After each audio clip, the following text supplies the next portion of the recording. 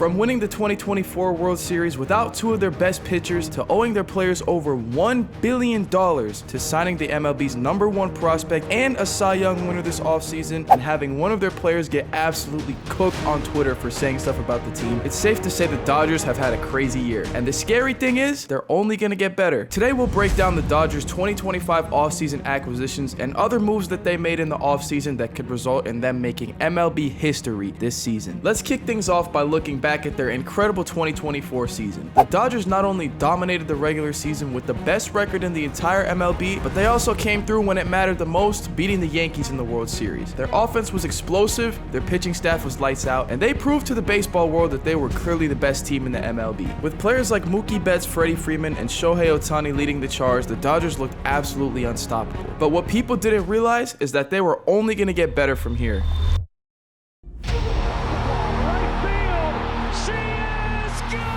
With the offseason coming up, the Dodgers front office made moves that would make the rest of the baseball world absolutely afraid of them. The Dodgers spent a record-breaking amount of money this offseason to build an insane roster. First of all, they signed arguably the biggest winner acquisition in the entire MLB this season, Roki Sasaki, the absolute phenom from Japan. This guy has been going crazy in the Nippon Baseball League for years, and now he's bringing his electric stuff to the MLB. Roki Sasaki's fastball regularly touches triple digits, and his slider is absolutely unhittable. Throughout 4 seasons in the NPB, he recorded a 2.1 ERA, a .89 WHIP, and he struck out 505 batters in 394 innings. And the craziest thing about Roki Sasaki is he's only 23 years old. This guy is ranked the #1 prospect in baseball, and he hasn't even thrown a single pitch in the MLB yet. The only time he pitched against MLB competition so far is the World Baseball Classic, where he had a 3.52 ERA in 2 games, pitched 7 innings, and struck out 11 batters with a 1.17 WHIP. The Dodgers didn't just stop with Roki Sasaki. They also went out and signed former Cy Young winner Blake Snell. Blake Snell's coming off a solid 2024 season with the Giants, where he had a 3.1 ERA and a 1.05 WHIP with 145 strikeouts in 20 starts. It wasn't his greatest season due to him being injured, but we all know what Blake Snell's capable of. Literally 2 seasons ago, he just won a Cy Young with the Padres. I'm just gonna put this picture on the screen of the Dodgers starting rotation. They literally have 5 aces in their rotation. If that doesn't scare you, I don't know what will. The fact that they won the World Series without Tyler Glasnow or Shohei Ohtani pitching for them is going to make it a lot harder for any team to stop them. The Dodgers added several other pieces, such as Michael Conforto, Tanner Scott, Kirby Yates, Hye-Seong Kim, and they re-signed one of their best hitters, Teoscar Hernandez. This roster is absolutely loaded from top to bottom, and the Dodgers have so much depth and flexibility on a daily basis. So why are these moves such a big deal? When you look at the Dodgers, they were already a juggernaut. Fresh off of a World Series victory and having the best record in the MLB, they were already really good, but adding Roki Sasaki and Blake Snell gives them almost an unbeatable pitching staff. And let's not forget about their bullpen. They just DFA'd Ryan Brazier, whose WHIP last season was a .96. Just that alone should tell you how good the Dodgers bullpen is. The Dodgers now have the best starting rotation and the best bullpen out of any team in the MLB. And if that doesn't scare you, their projected win total is set to 103.5 wins, which is the highest win total in MLB history. And we haven't even talked about their offense yet. The Dodgers are known for their ridiculous lineup that consists of 3 MVPs, and that is not going anywhere. Mookie Betts, Shohei Ohtani, and Freddie Freeman remain 3 of the most feared hitters in the entire MLB. Add in Will Smith,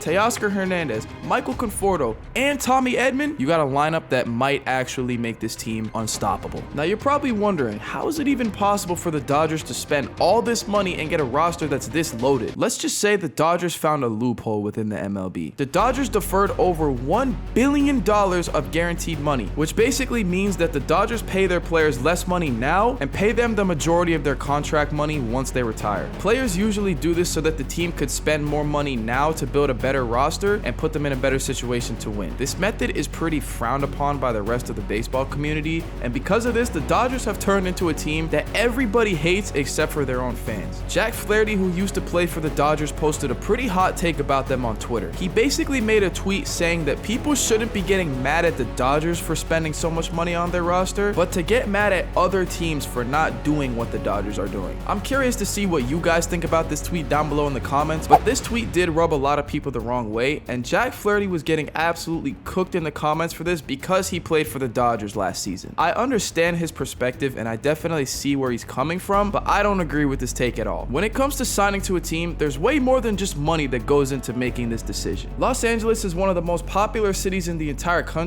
and the Dodgers have the biggest market in baseball on top of a history of being good almost every single year. These factors would make any player want to play in LA. Let me put it into perspective. If the Tampa Bay Rays, for example, tried the same spending strategy where they deferred a bunch of players' contracts, do you really think it would work? The correct answer is no, because if you were an MLB player and you had the opportunity to pick any place to play in the entire country, who would want to play in Tampa Bay, Florida out of all places? So what does all this mean for the 2025 season? With all the offseason moves that they made and the contract deferring situation, the Dodgers have a target on their back and they're going to be the team to beat in the MLB this year. They've addressed quite literally every weakness that they had, if they even had any to begin with, and they built an even more dominant squad than the World Series squad that they just had. Whether it's the fact that they have the best pitching staff in the entire league or their super deep lineup consisting of 3 MVPs, the Dodgers might be the first super team in the MLB. But it's not just about this year. The way this team is constructed, it feels like an absolute dynasty in the making. With young stars like Yoshinobu Yamamoto and Roki Sasaki, future Hall of Famers like Mookie Betts, Freddie Freeman, and Shohei Ohtani, and massive offseason signings such as Teoscar Hernandez and Blake Snell, this team is going to be competitive not only now, but for years to come. And the craziest part about all of this, they're only going to get better and better from here on out. Let me know your thoughts on the Dodgers down below in the comments. Is what they're doing bad for the sport of baseball, or do you think other teams have the ability to do exactly what they're doing? Drop a like and subscribe if you enjoyed, and click the video on the screen to see how MLB The Show is making history just like the Dodgers.